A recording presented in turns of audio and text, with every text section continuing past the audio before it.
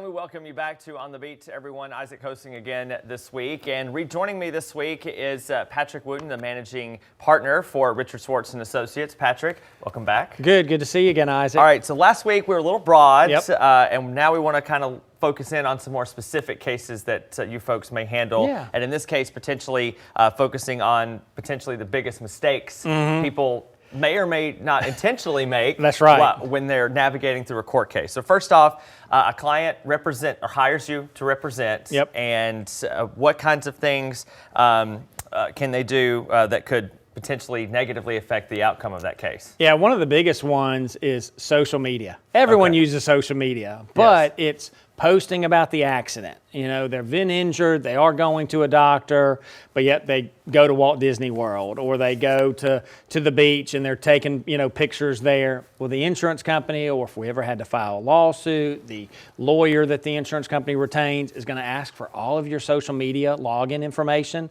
and they're going to go through that history to see, did Isaac say he was hurting and couldn't do anything, but yet here he is, riding Space Mountain at Walt Disney World. So they're going to use that to undercut your case. So social media is a biggie. Yeah, so you mentioned that that can be used later because technically it's in the moment it's not illegal or harmless to post, but it could come back and haunt you. Absolutely. After the fact. All right, so once you are hired as well, how actively part of the case does the client become at that point? Yeah, that's a great question. And the client is intimately involved with the case because they are the ones who know exactly how their body feels. They're the ones who are having to express to the doctors, these are the injuries that I have. This is how I'm feeling different since the wreck happened. So it's vitally important that the client is involved, is communicating to the law firm, and really more so is communicating properly to the doctor. That's what a big thing people don't think about is sharing with the doctor, hey, I was in a wreck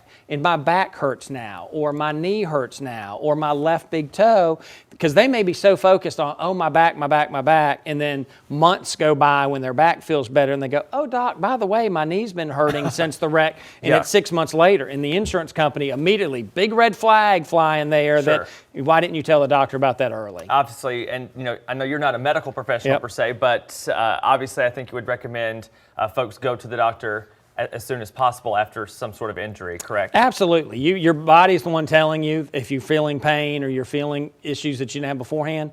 We hope everyone can get well with one visit to the doctor, but unfortunately that doesn't happen. But go get checked out because unfortunately the good Lord's only given us one body and you want to make sure that you are taking care of that body and getting well. Similar to your Disney example and comparison, what if somebody waited maybe 3 weeks before they went to the doctor? Could the insurance company then come back and say, well, why did you wait 3 weeks? That's a great question that happens, and that's getting right into that gray area. Sure.